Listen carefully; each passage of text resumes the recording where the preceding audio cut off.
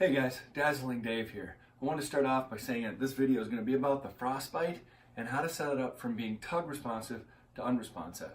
A big shout out to all the kids I've been teaching at Roosevelt Middle School in Blaine, Minnesota and Central Middle School in White Bear Lake.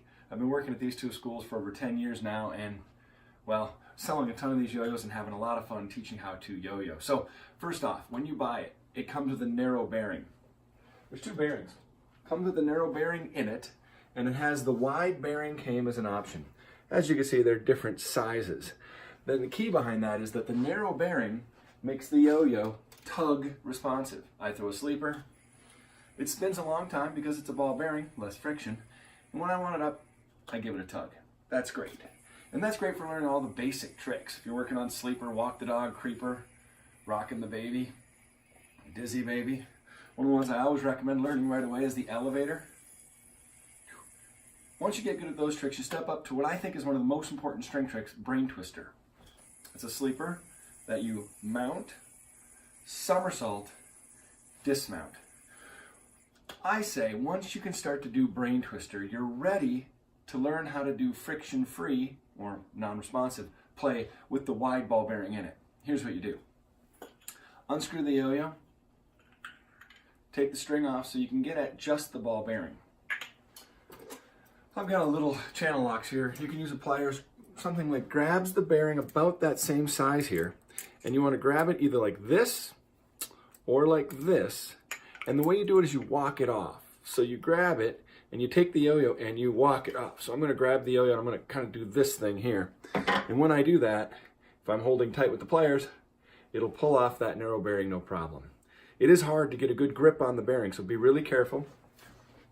Once you get it off, you then can take the large ball bearing, that's the wide one, and you just snap it into place, screw the yo-yo back together. And what we have done now is we've made this yo-yo friction-free or non-responsive.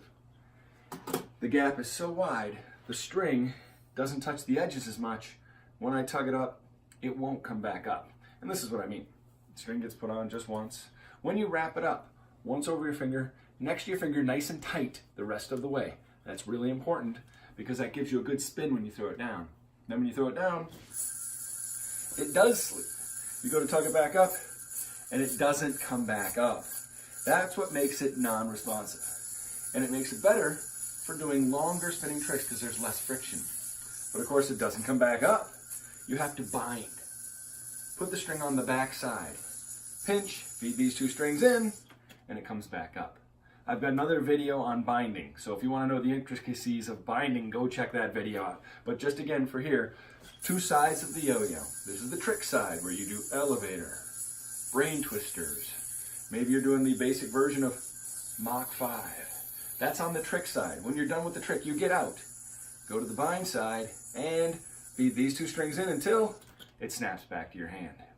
The frostbite is a fantastic yo-yo to transition from being a tug responsive player to be a binding player.